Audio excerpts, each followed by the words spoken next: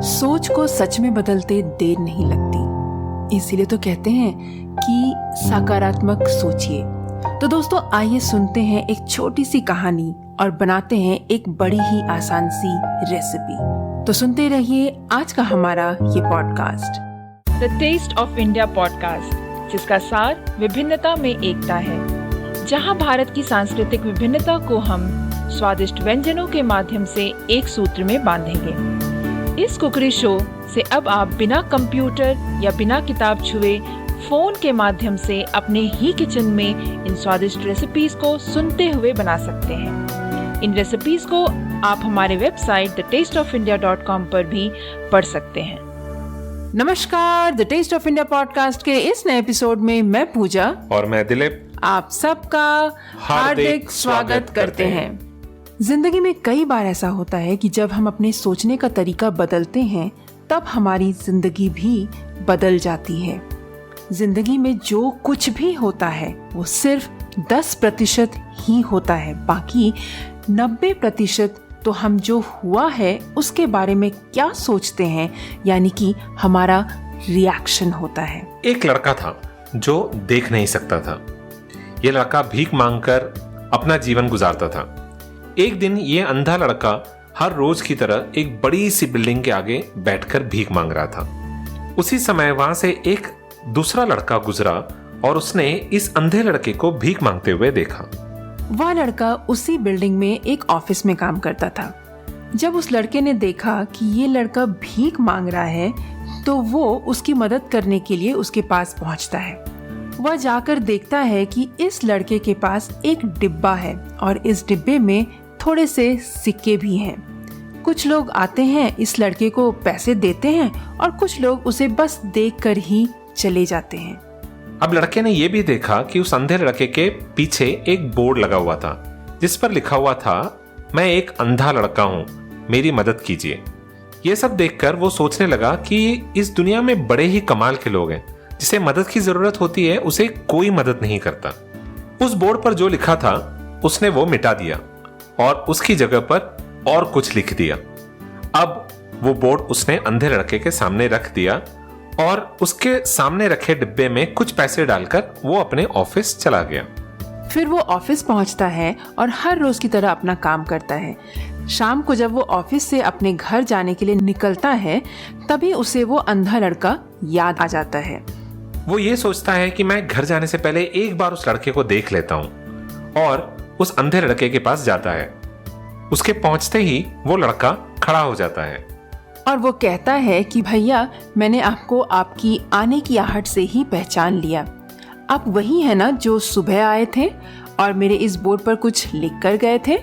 मैं आपको सिर्फ इतना पूछना चाहता हूँ कि आपने ऐसा क्या लिखा आखिर कि जो भी लोग वहां से गुजरते हैं कुछ ना कुछ मुझे देकर जाते हैं। तो उस लड़के ने जवाब दिया कि मैंने जो तुम्हारे बोर्ड पर लिखा था उसे मिटा दिया। तुम्हारे बोर्ड पर लिखा हुआ था कि मैं एक अंधा लड़का हूँ, मेरी मदद कीजिए। मैंने उसको मिटा दिया और ये लिख दिया कि आज का दिन बहुत खूबसूरत है लेकिन मैं देख नहीं सकता। वाकई में एक छोटे से चेंज से कितना फर्क पड़ता है। देखने का नजरिया बहुत ही अहम होता है, बहुत ही इंपॉर्टेंट होता है। जब आप चीजों को देखने का नजरिया बदलते हो तो वो आपकी जिंदगी में बहुत कुछ बदल देता है। आप एक बार फर्ज करके देखिए कि कई बार ऐसे होता है कि हमारे घर में छोटी छोटी चीजें होती हैं। आपका छोटा सा बेटा या छोटा सा बच्चा कुछ गिरा देता है। आप उस इंसिडेंट को देखकर कैसे रिएक्ट करते हैं ये आपके बाकी के दिन को डिफाइन करता है। आपके पास 2 चॉइस होते हैं, या तो आप अपने बच्चे को डांटिए और देखिए कि वो बच्चा रोता है, वो उसका मूड अपसेट हो जाता है, आपकी वाइफ का मूड अपसेट हो जाएगा और आपका भी मूड अपसेट रहेगा, या आप तब उसे इग्नोर कर दीजिए, साफ कर लीजिए और अपने बच्चे को समझाइए कि ऐसा क्यों नहीं करना चाहिए और देखिए कि वो दिन कितना खुशनुमा होता है। दोस्तों, नजरिया बहुत ही इंपॉर्टेंट होता है। देखने का नजरिया चेंज करके देखिए, आप देखेंगे कि आपके दिन कितने खुशहाल होते हैं। बिल्कुल सही कहा दिलीप। और आई थिंक देखने का नज़रिया ही नहीं, आप अगर देखो तो वर्ड में इसीलिए कहते हैं कि बहुत पावर होता है। आप सोच के देखो कि जो वर्ड पहले लिखे हुए थे और जब उसने चेंज कर दिया तो कितना डिफरेंस हो गया, राइट? मतलब जो वर्ड पहले थे उसे लोग पढ़ तो रहे थे बट उसमें इतना पावर नहीं था कि लोगों को पैसे देने के लिए मजबूर करे। बट जब Correct. उसे दूसरी तरीके से लिखा गया तो लोगों को पैसे देने के लिए वो मजबूर कर रहा था वो word. That's right. So friends, I hope you enjoyed this story. So with that, हम बढ़ चलते हैं हमारे अगले पड़ाव पर, जो कि है आज का recipe. First, a quick shout out for our partner. If you are searching for a happier life, insight into your anxiety, or just how you can live free from suffering, I would recommend that you join Sean on his great weekly podcast, Mindfulness for Beginners. Each week, he introduces one of the fundamental concepts that will empower you to make change and guide you through a meditation that will unlock your ability to let go and start living in the present moment. Search for Mindfulness for Beginners in your favorite podcast provider. Check it out today and start living happy, calm and free.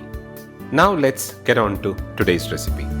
और आज की recipe है आम का मुरब्बा। जी हाँ दोस्तों, आप सोच रहे होंगे कि आम की रेसिपी फिर से, क्योंकि आम मिल ही इतनी ज़्यादा रही है। अभी गर्मियों का मौसम है तो आम तो मिलना ही है और आम का सबसे ज़्यादा मज़ा तो अभी ही उठाया जा सकता है। तो इसीलिए मैंने सोचा क्यों ना फिर आम की रेसिपी बनाई जाए। बिल्कुल। तो इस रेसिपी को बनाने के लिए हमें चाहिए 2 बड़े बड़े आम जिसको हमें ग्रेट करना है, 2 कप चीनी, एक छोटा पीस दालचीनी का, 4 से 5 इलायची जिसको हम पाउडर कर लेंगे और थोड़ा सा केसर। So quick look at the ingredients. This is a very simple recipe. For this recipe, we'll need 2 large raw mangoes grated, 2 cups sugar, a small piece of cinnamon stick, 4 to 5 cardamoms powdered, and a few strands of saffron. बड़ी ही आसान सी recipe है दोस्तों, तो चलिए बनाते हैं इसको। इस रेसिपी को बनाने के लिए हमें क्या करना है कि मैंगो को आप अच्छे से धो लें, उसके बाद छील लें और एक बार फिर से धो लें और उसके बाद इसे हम ग्रेट कर लेंगे। ग्रेट करने के बाद हमें क्या करना है कि उसे एक बोल में डालना है और साथ ही साथ हम डालेंगे चीनी। आप यहाँ पर पाउडर शुगर या फिर नॉर्मल शुगर का इस्तेमाल कर सकते हैं और इसको हमें 10 मिनट तक छोड़ देना है, साइड रख देना है, ताकि इसमें जो चीनी है वो बिल्कुल घुल जाए इसमें अच्छे तरीके से। उसके बाद हम एक पैन को गरम करेंगे और उसमें हम डालेंगे ये मिक्सचर और उसके बाद हमें इसे कुक करना है ठीक उसी तरीके से जैसे हमने आपको बताया था कि आम का चुंदा कुक करने के लिए 1 तार की कंसिस्टेंसी चाहिए, तो हमें 1 तार की चाशनी होने तक इसे हमें कुक करना है। आप इसको उंगलियों की सहायता से देख सकते हैं। जब आपको 1 तार की चाशनी पता लग जाए तो आप समझ जाए कि ये आपका कुक हो चुका है। उसके बाद आपको गैस स्टव बंद करना है और इस मिक्सचर को ठंडा होने के लिए छोड़ देना है। उसके बाद हम उसमें डालेंगे एक छोटा सा पीस दालचीनी का, इलायची पाउडर जो हमने किया है वो डालेंगे और थोड़ा सा सैफरन डालेंगे यानी कि केसर डालेंगे। और उसके बाद इन सारे चीज़ों को बिल्कुल अच्छे से हमें मिक्स कर देना है और जब ये बिल्कुल ही ठंडा हो जाए तब आप इसको स्टोर करिए एक बिल्कुल ही क्लीन जार में और बस इसको आप खाइए चपाती के साथ। ये बहुत ही मज़ेदार होती है और इसको एज अ स्वीट डिश भी आप इंजॉय कर सकते हैं किसी भी खाने के बाद। So the method of preparation for aam ka murabba is very simple. You will have to rinse and wipe dry the mangoes, then peel them and grate the mangoes. Now add sugar and mix well and keep it aside for about 10 minutes till the sugar dissolves. Now in a pan, take the sugary pulp of the mango along with all of the water that is there in the bowl and cook it just before it becomes one string consistency, which means the syrup in the mixture should become one string consistency. You will find that it is becoming a little thick. When you see that it has become one string consistent, turn off the heat and let it cool down. When it slightly cools down, add a small piece of the cinnamon stick and the cardamom powder along with the saffron. Then mix everything well and let it cool down completely to room temperature, or when the chashni becomes a little thick, when the sugar syrup becomes a little thick. Your aam ka murabba is ready to be served. You can store it in an airtight container and have it with chapatis, parathas and puris, or you can even have it just like that. It tastes amazing and enjoy it for the whole year. तो कैसी लगी दोस्तों आज की ये खट्टी मीठी आम की रेसिपी? आप भी इंजॉय कीजिए, आप ट्राई कीजिए इस रेसिपी को इस समर में ज़रूर, एंड आई एम श्योर कि आपके घर वालों को ये बहुत ही पसंद आएगा. That is right. And that is all that we have for this week's episode. That's all the live for today.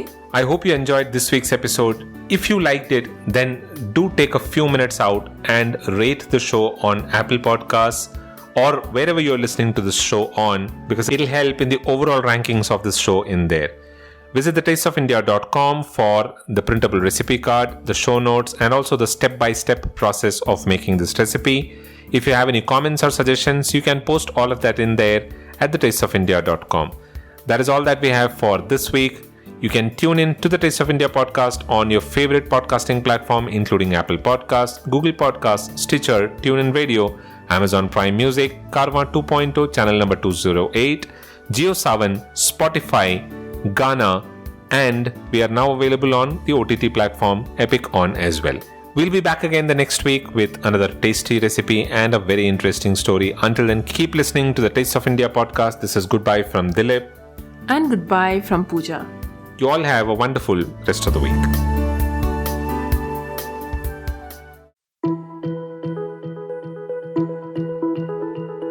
This is the From Scratch Body. I'm Liv Austin, and I believe that anyone can cook. Since being diagnosed with endometriosis, I have been on a journey to find out what food makes me feel great. By cooking my meals from scratch, not only have I started feeling much better, I've also fallen in love with cooking completely. So every week, we explore a new topic that can help us feel better and become better cooks, and then I share a recipe with you so you can cook along with me if you want. You can always find the recipes and the transcripts from the podcast on my website, thefromscratchbody.com. Listen to The From Scratch Body wherever you get your podcasts.